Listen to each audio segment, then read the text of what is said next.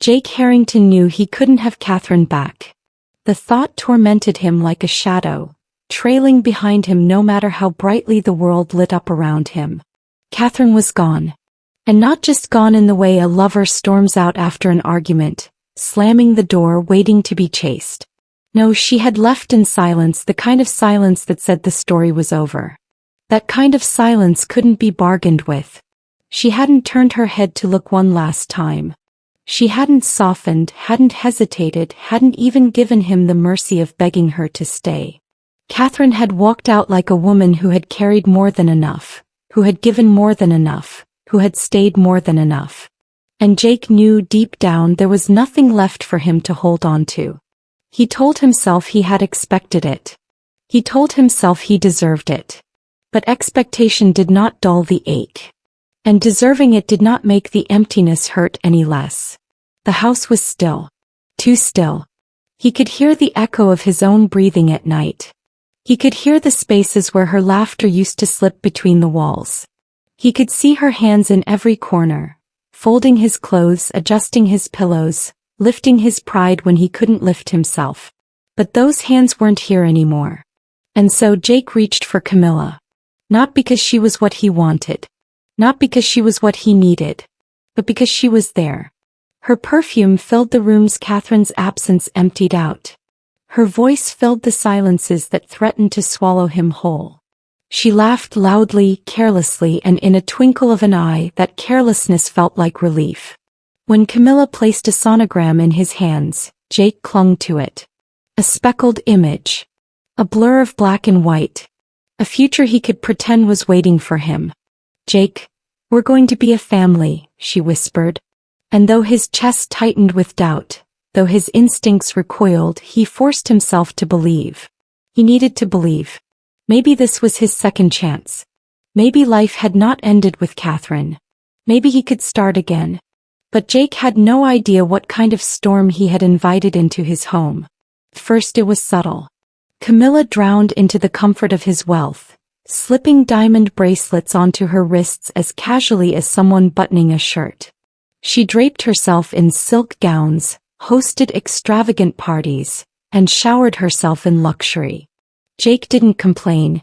He thought perhaps this was her way of nesting, of preparing for the child she carried. But the spending grew.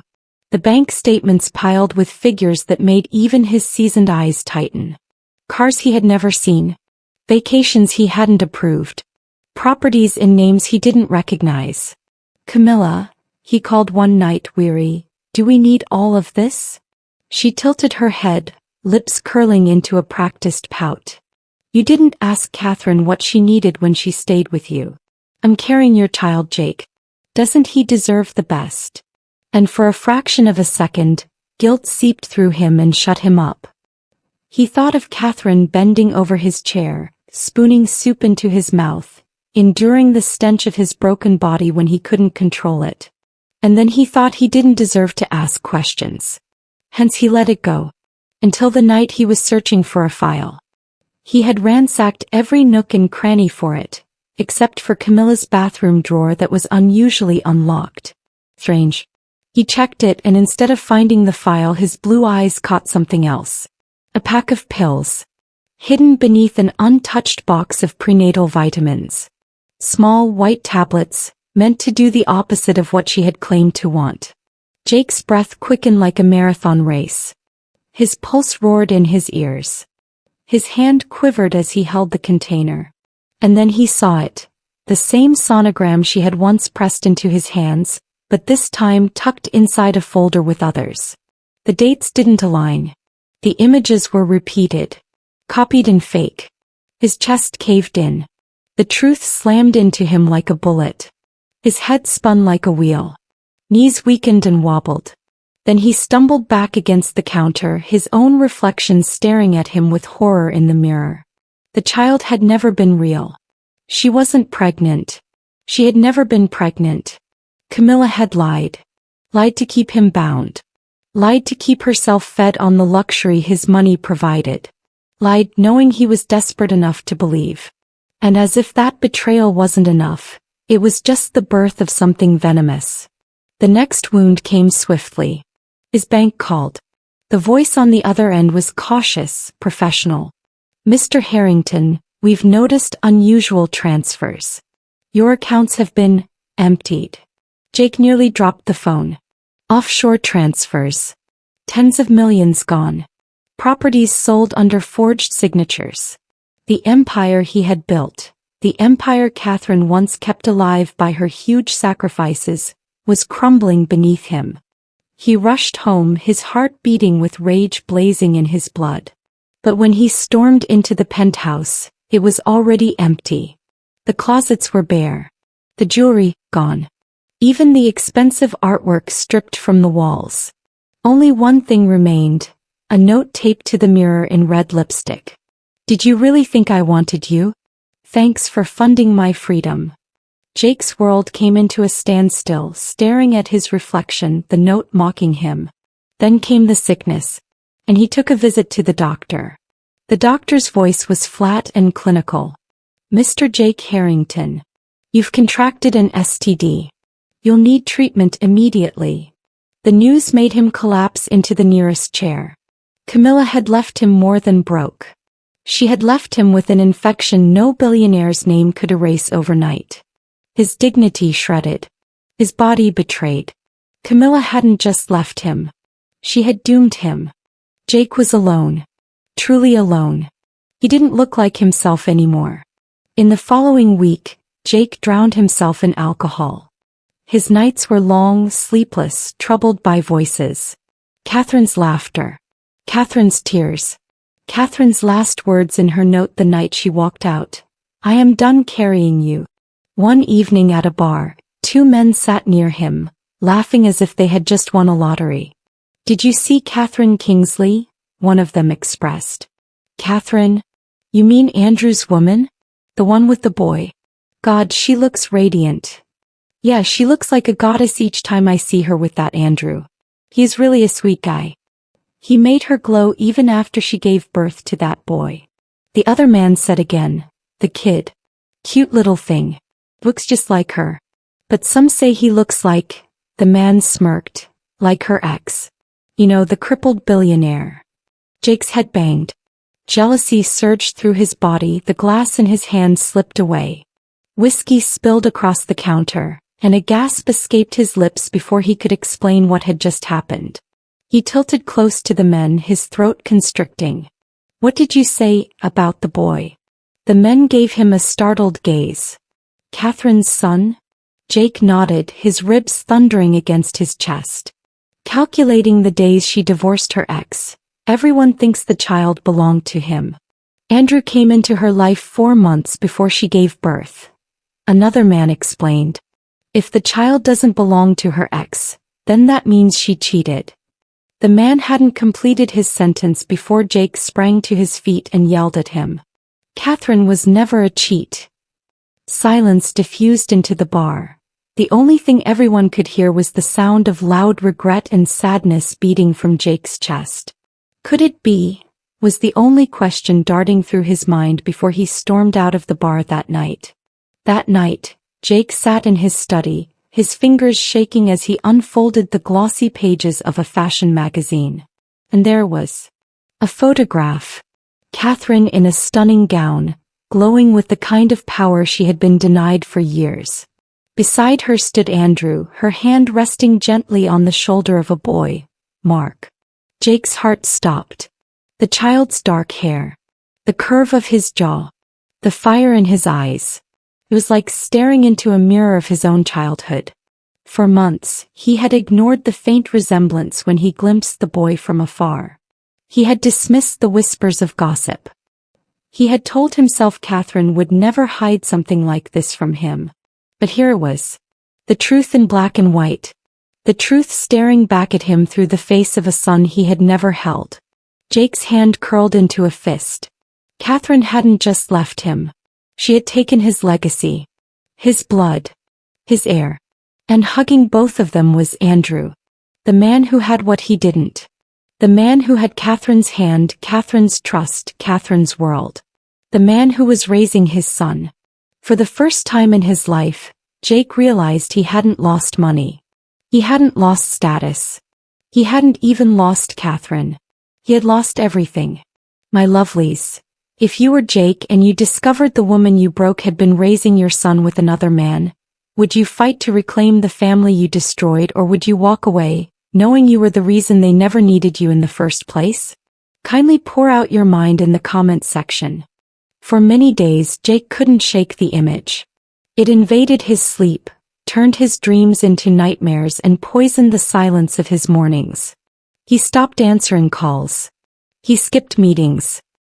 He sat alone in his bedroom, glaring daggers at the page he had torn from the magazine, folded, smoothed, folded again until the paper wore thin. The boy was his. He knew it in his bones. And yet he was also Andrew's. The thought burrowed into Jake, sharp as glass in his bloodstream. At first he tried to be logical. He told himself Catherine owed him nothing. He told himself he had no right to demand explanations after the way he had destroyed her.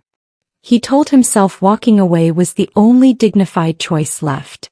But dignity had abandoned him long ago, sometime between Catherine's silence and Camilla's betrayal. Pride was the only thing he had left, and now even pride was unraveling thread by thread. So Jake began to watch.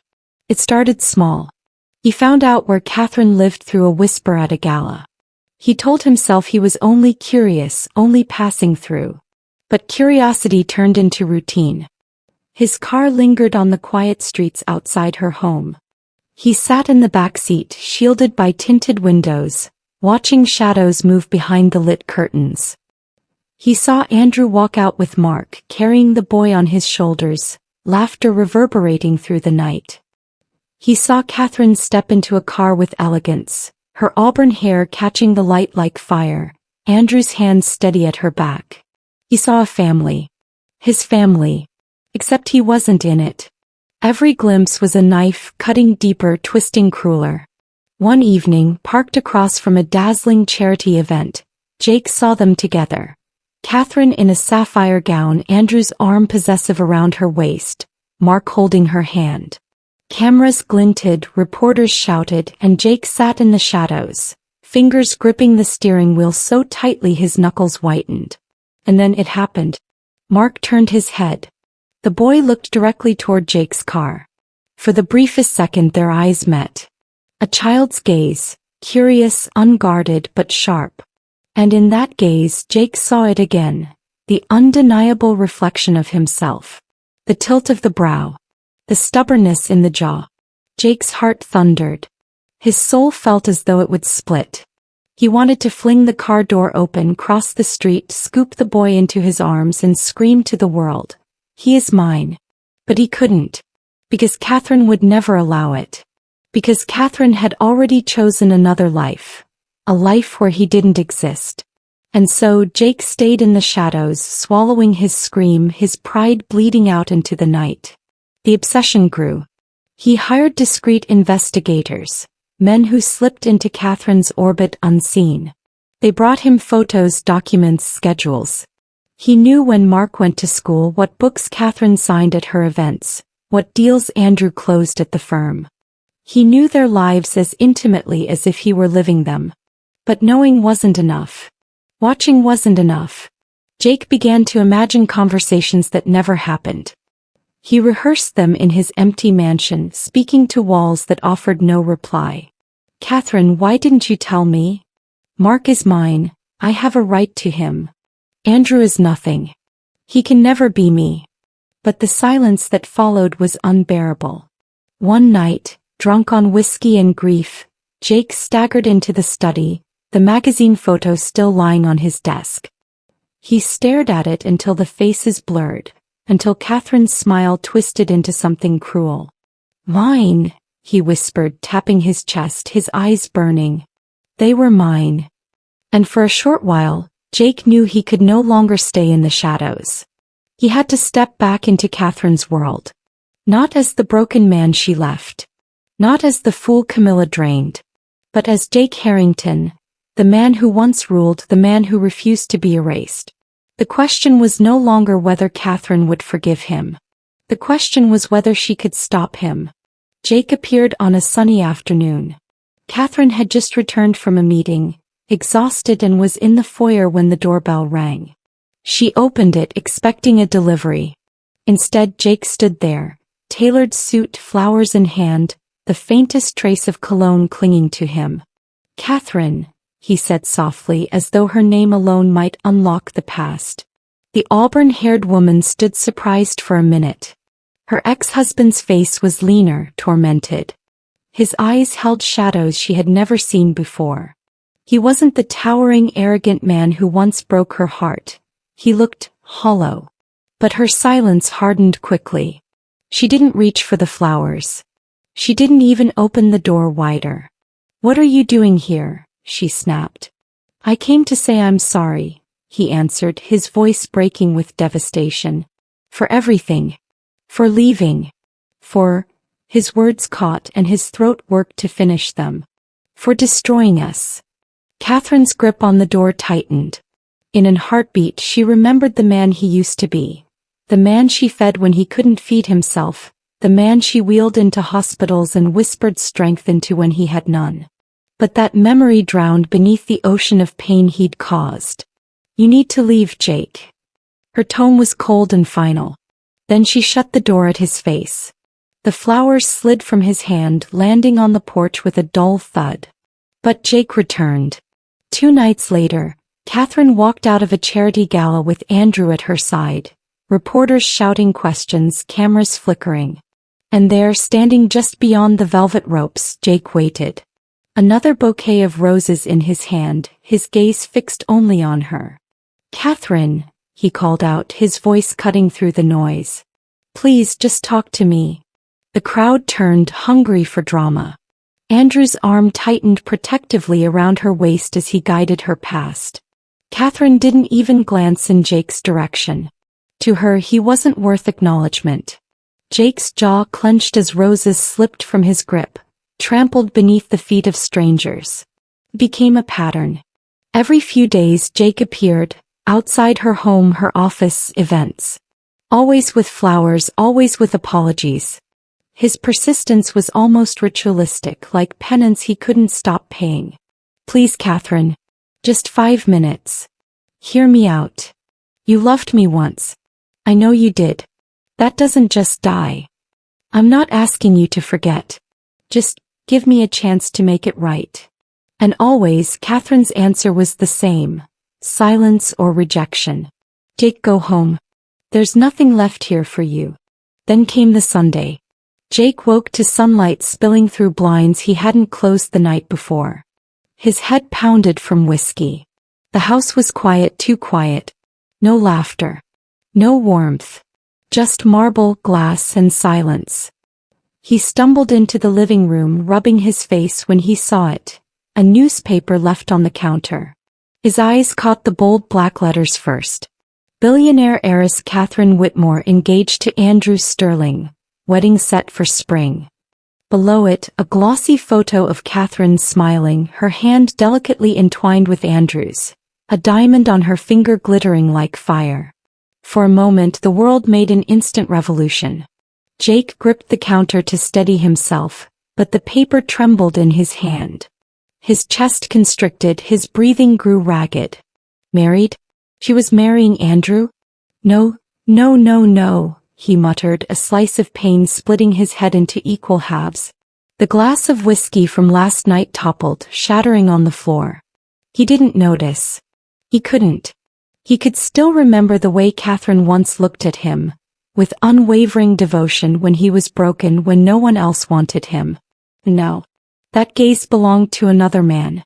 Jake's reflection in the mirror across the room mocked him. His tie was loose, his hair unkempt, eyes bloodshot. He wasn't the man she once believed in. He wasn't even the man he pretended to be. Andrew Sterling. He spat the name like venom. The paper crumpled in his grip until the ink smeared against his palm. And then something inside him snapped. He grabbed his car keys. The city blurred past in streaks of gray and gold as Jake's black Maserati tore down the highway. His knuckles whitened on the steering wheel, his heart hammering louder than the engine. He can't do this. She can't marry him. Not after everything we had. By the time he reached Catherine's estate, dusk was falling. The gates loomed tall and ironclad, but luck, or fate, swung them open as a car exited. Jake slipped through before they closed again, tires crunching against gravel as he pulled into the drive. His chest burned with adrenaline, grief, and something darker. He climbed out, flowers still in hand, wilted from the ride, but he clutched them like a lifeline. Catherine was in the garden, walking with Andrew, their son Mark skipping ahead.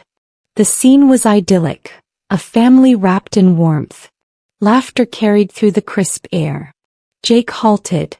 For a split second he couldn't move. He couldn't breathe. He had seen Catherine in magazines, at events, behind glass screens and flickering flashes.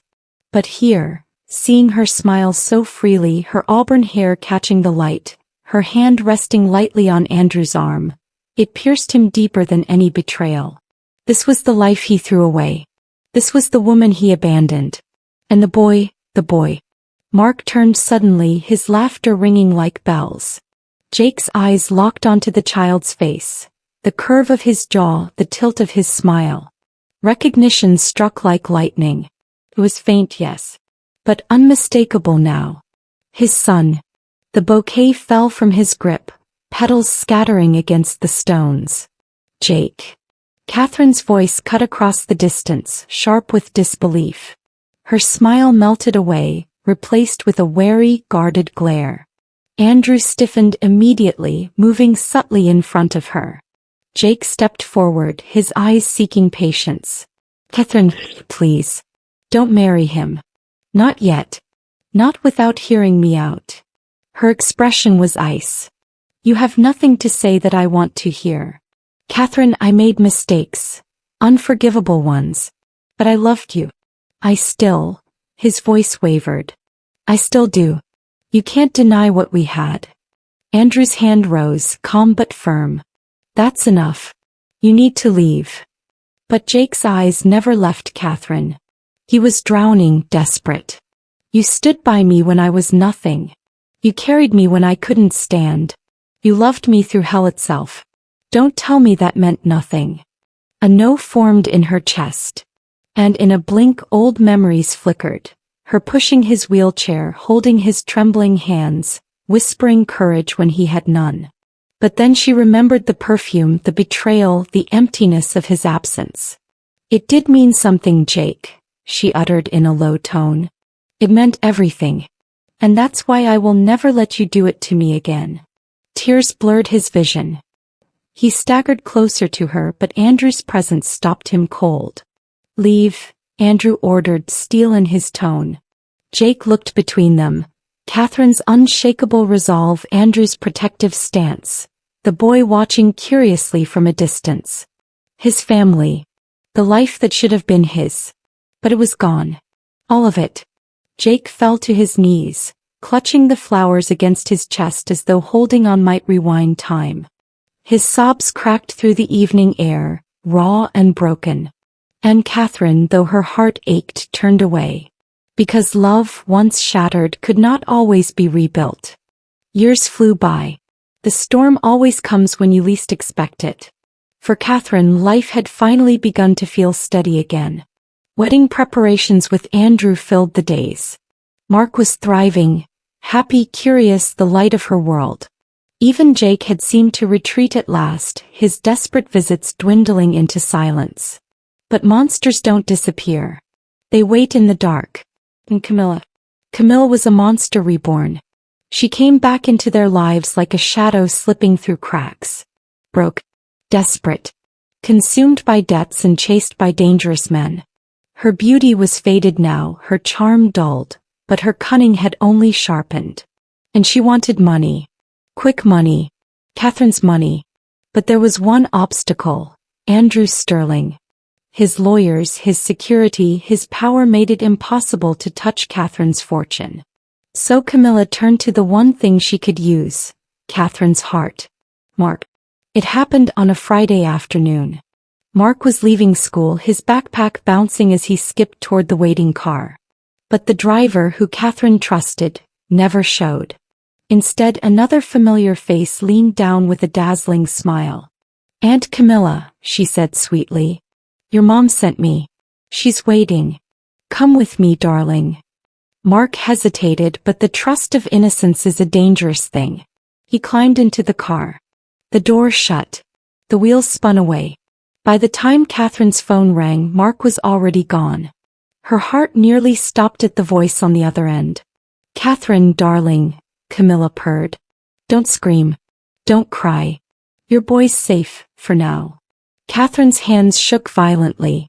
Camilla, if you touch him. Oh, relax. I wouldn't hurt the golden heir.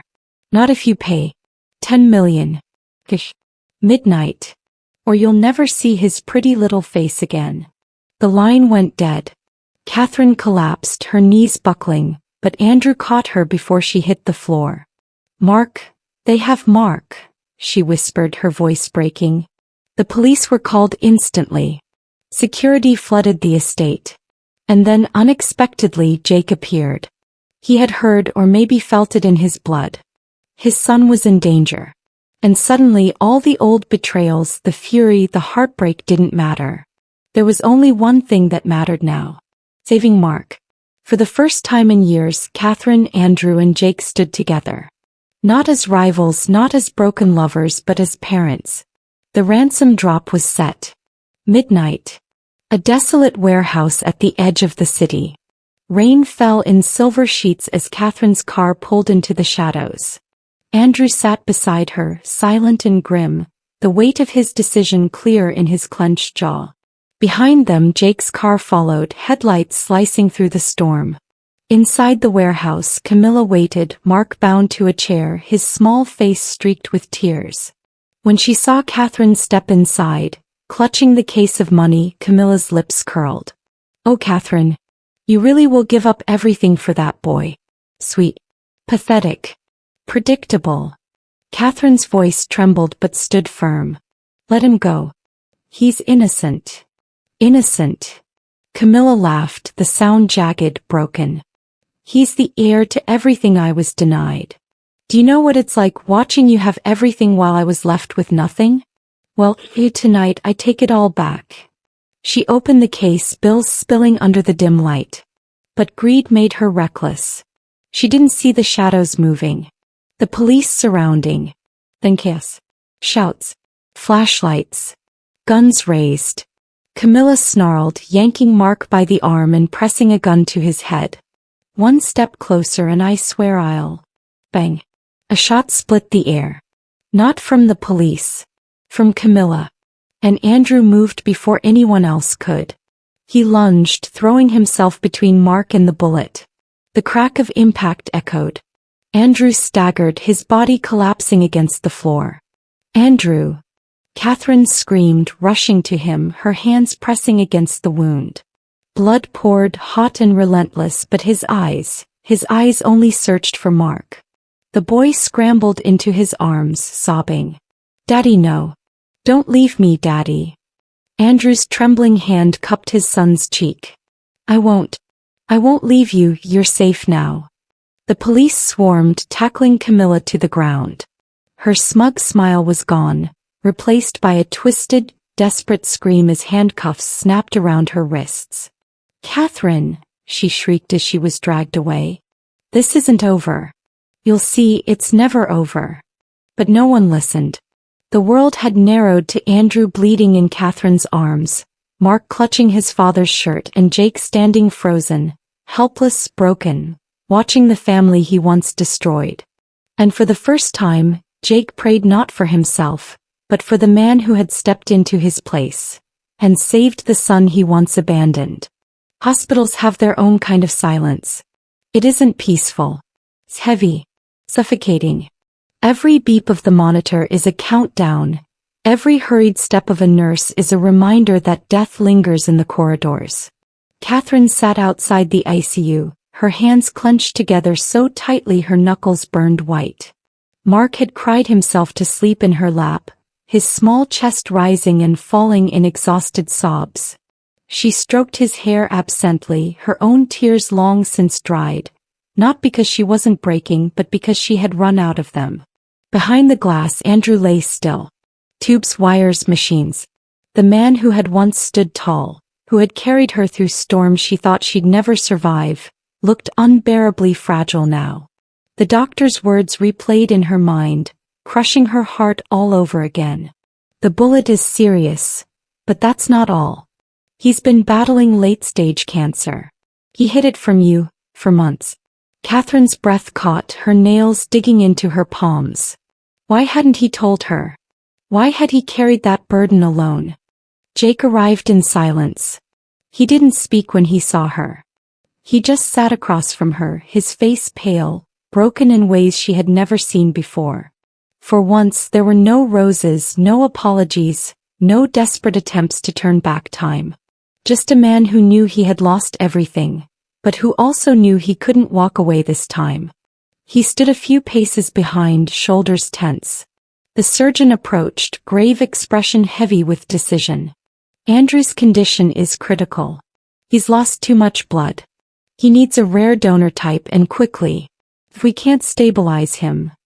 Catherine clutched her chest, barely breathing. Jake's voice cut through the fog, steady and sharp. Test me. The doctor hesitated, then nodded. Minutes felt like hours. Catherine paced the hallway, biting her lips raw, Mark asleep on her lap after crying himself into exhaustion. Finally the nurse rushed back. He's a match. Jake exhaled shakily. For once there was no arrogance in him, no trace of ego. Just a quiet resolve. Take whatever you need. Catherine stared at him, stunned. He didn't look at her. He didn't do it for her. He did it for Andrew. For the boy. For redemption. And as his blood flowed into the tubes, Jake closed his eyes. In what felt like forever he felt like he was giving, not taking. The transfusion went through. Hours blurred. Finally Andrew woke, eyes hazy but alive. Catherine was at his side instantly, clutching his hand, tears spilling freely again. Mark woke up too, climbing onto the bed, whimpering, "Daddy, please don't leave me and Mummy again." Jake lingered against the doorframe, watching silently, guilt etched in every line of his face. Andrew's gaze shifted from Mark to Catherine, then to Jake. A ghost of a smile appeared on his lips. "So, you stayed." Jake's cleared his throat. "I owed you more than you know." Andrew coughed, his body weak but his words strong. "Then maybe you finally learned your lesson." Catherine frowned, tears falling. "Don't talk like that. You're going to recover." But Andrew shook his head. "No. I know my time. I've made peace with it." "Catherine," he squeezed her fingers that had been trembling with anxiety, "you gave me more love than I deserved. But my heart can rest knowing you'll never be alone." Her sobs broke the room. She buried her face against his chest, but his hand slowly loosened in hers. In a final breath, Andrew mumbled, "Go back to him, he needs you. And I think you still need him too." And with that the monitor flatlined. Andrew's hand slipped from hers. The monitor screamed. Nurses rushed in. Catherine's cry tore through the room, raw and piercing. Mark sobbed against her chest, calling for his father. Jake turned away, his face buried in his hands, shoulders shaking with silent grief. Days later, the sky wept with rain as Andrew's casket was lowered into the ground. Black umbrellas dotted the cemetery like broken wings. Catherine stood frozen, auburn hair soaked, her hand clenched around Mark's tiny palm. The boy clung to her leg, silent, his eyes wide with confusion. The priest's words blurred into the storm. Each shovel of dirt hit her heart like thunder. Jake stood apart, drenched in black, a single white rose in his hand. His face was gaunt, his eyes hollow with regret. When the crowd dispersed, Catherine lingered. She knelt, laying her bouquet gently against the polished wood. "Rest now, Andrew. You gave me light in my darkest hour, and I will never forget you." She kissed her fingers, pressed them to the coffin and rose, turning to leave. Mark tugged her sleeve. "Mommy, do you still love him?" The question pierced deeper than any blade. Catherine froze, following her son's gaze. "Jake, standing just a few feet away, drenched, trembling, holding that rose like it was all he had left in the world. Her eyes met his. For the first time in years she didn't look away. After Catherine walked away with Mark, Jake finally stepped forward to the grave. He knelt, pressing the rose against the soil. His hand trembled as he traced the edge of the gravestone and froze. Carved faintly at the base, almost hidden, were words scratched in Andrew's handwriting. "She belongs with you. Don't waste it." Jake's breath hitched, tears spilling freely down his cheeks. He collapsed forward, palm pressed to the wet earth, shaking with grief and disbelief. He turned sharply and saw Catherine watching from a distance. Her face unreadable, torn between rage and something softer, something buried but not gone. And so the choice remains: love again or let it die forever? Tell us your answer in the comments below. Your opinion might just inspire the next episode. And don't forget to like, subscribe, and turn on notifications, because Catherine's story might just be far from over.